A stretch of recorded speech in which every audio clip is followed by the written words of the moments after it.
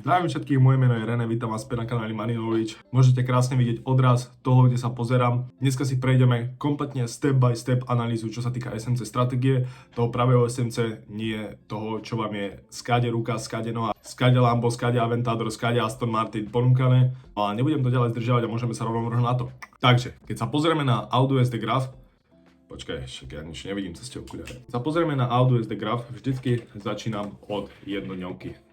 Tá jednodňovka tam nemá tam bohviaký zmysel, ale vždycky o nej začínam. Vyznačím si takto dve zóny, alebo tri, kde sa práve obchoduje, to je úplne všetko. To je hotovo. Hotová analýza a môžete banknúť $1 000 000 len pomoci tohoto. Dobre, keď som na jednodňovke hotový, prejdem na 4-hodinový graf. A tu už sa dostávame do podrobnejších detailov, ako by som to nazval, ale môžeme teda pokračovať. Určite veľa z vás určovanie lower low, lower high, higher low, higher high, je to úplne jedno, ako sa to nazýva, funguje to úplne tak isto.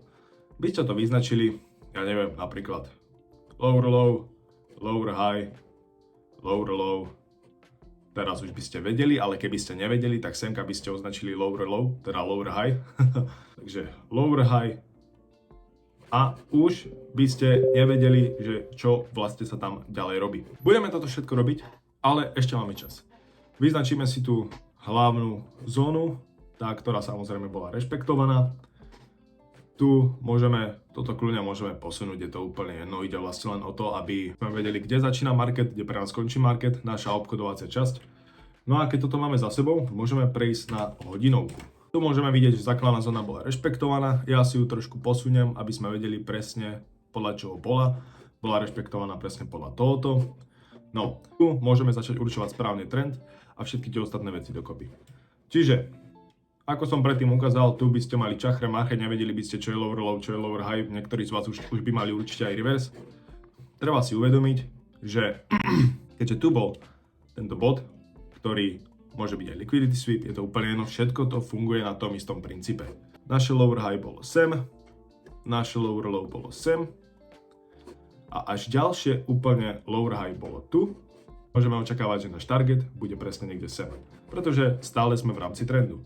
Ako viem, že toto je lower high, je to úplne jednoduché. Tu vznikol Indocement, zobralo sa to predošlé lower high, ktoré vlastne malo následný pokles a posledné lower high predtým, ako bol následný pokles, vyvrcholilo, vytvorilo nový pík. Dá sa vám vôbec pochopiť, keď takto rozprávam polopate? Máme lower high. Tu mohol byť okamžite prvý obchod. Skúsime to na 3 minútovke.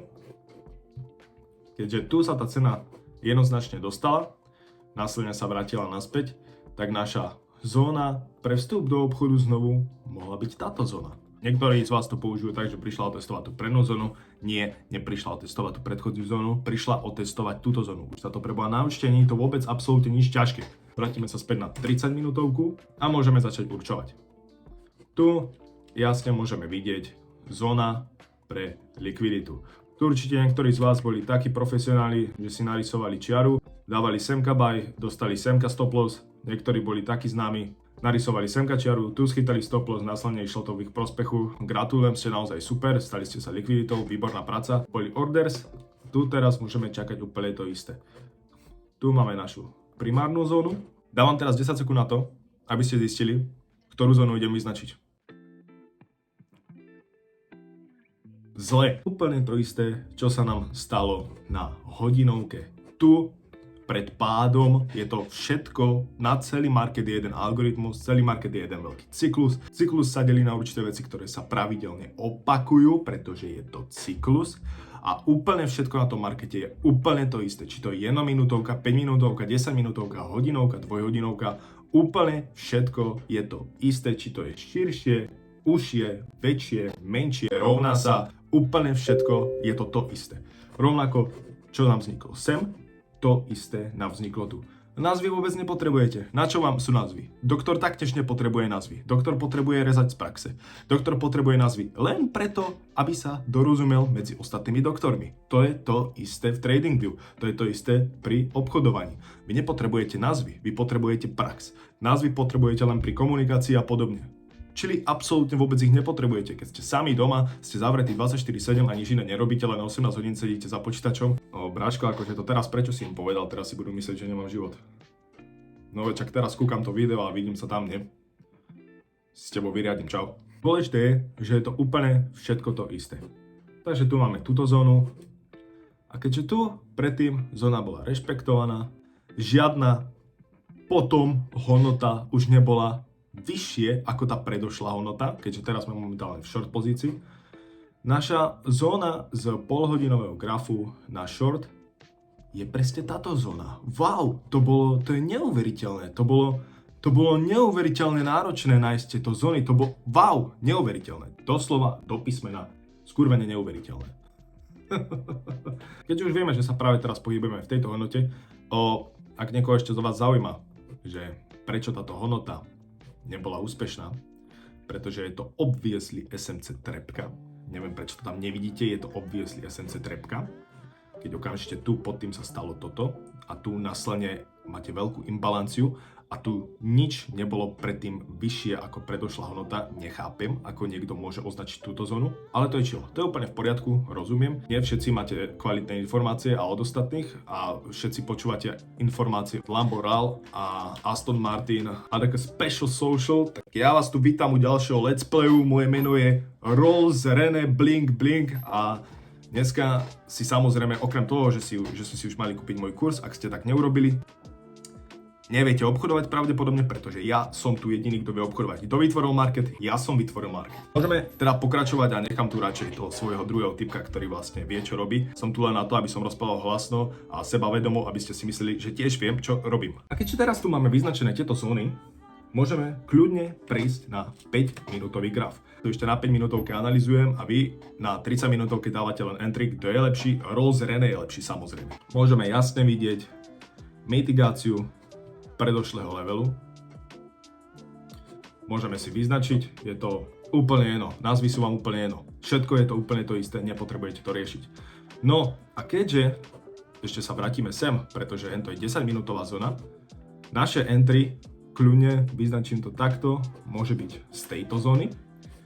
Pre tých z vás, ktorí by nevedeli vlastne prečo, tak na 5 a 10 minútovke je toto jedna sviečka. Tu je pod tým určite druhá sviečka, preto je toto naša zóna pre sell limit.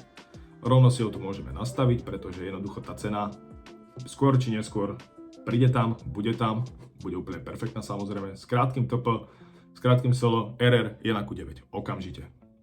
Stačí už len počkať na tento obchod a jediné, čo vás v tomto momente dokáže vyhodiť z toho obchodu, je nevyspytateľnosť trhu. A také obchody samozrejme chceme. Ale teraz nachádza sa tu ešte aj jedna príležitosť, a to na long príležitosť, pretože keďže toto stále ešte nebolo vyplnené, tu sa nám, niektorí by to nazvali kľudne equal high, je to úplne jedno, je mi to jedno, nazvite si to ako chcete. Keďže tu táto zóna ešte nebola vyplnená a treba byť vyplnená, a táto zóna bola vyplnená, takže jednoznačne pôjdeme týmto smerom, tak tu sa nám samozrejme môže vytvoriť ďalšia príležitosť. Samozrejme, niektorí z vás by čakali na toto, zadali by obchod, ja neviem, niekde napríklad sem, spravili by takúto podobnú analýzu, tu mám stop loss, tu mám entry, pretože samozrejme stop loss musí byť nižšie, pretože musí byť pod čiaru, aby sme mali nejakú onu, a zadali by obchod. Je to úplne jedno, ako to funguje, väčšinou títo ľudia rozmýšľate úplne rovnako. No a samozrejme, keďže tu som vám ukazoval toto, že tu bola zóna pre nakupujúcich a tu vám to vymazalo obchod, tu bola taktiež zóna pre nakupujúcich a tu vám to vymazalo obchod. Tak čo tu? Wow! Čo som to práve objavil? To je neuveriteľné, dámy a pani. Tuto long obchod môže vzniknúť a uvidím ešte, či do neho budem vstupovať, ale tunak long obchod môže nám, prejdem na 1 minútovku, aby sme to mali úplne presné. Tu nám long obchod môže kľudne vzniknúť až od tejto hodnoty. Čili vlastne na hodnote, kde väčšinou týchto retail traderov a podobne už bude vyhodených. Alebo od tejto hodnoty. Čili znovu od hodnoty, kde väčšina retail traderov a podobne bude vyhodených. Treba si uvedomiť jednu vec a to je to, že je jedno, či ste SMC trader, price action trader, alebo retail trader, alebo ja neviem, akú stratégiu ste si vymysleli. Dôležité je si uvedomiť to, že pokiaľ zadávate obchody na viditeľných častiach, ktoré sú, pretože určite by niekto prišiel a urobil by, že ty kokos, wow, dokonalá demand zóna, idem to okamžite posunúť na Instagram, pretože ja som trader, takže si to tu naklikám, storka, nezabudnite si kupovať moje signály, hop, stop loss, vystrihni to, pretože tieto levely sú viditeľné, všetky sú viditeľné a vy potrebujete dôvod na to vstúpiť do toho obchodu.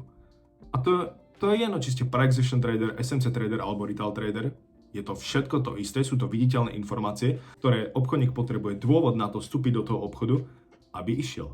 Banky nezaujímajú demand zóny, supply zóny a podobne, hociaké hlúposti, zaujímajú ich čísla.